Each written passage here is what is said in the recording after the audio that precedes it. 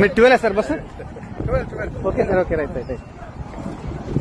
Salim sir, Hyderabad cab driver, ₹1 కోటి కార్లో తిరుగుతున్నాడు, 3 కోట్లు ఇల్లు కొన్నాడు.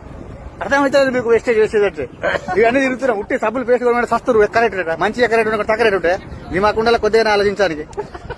ఆర్గానిక్ వస్తువులు మంచి రేటే ఉంటది.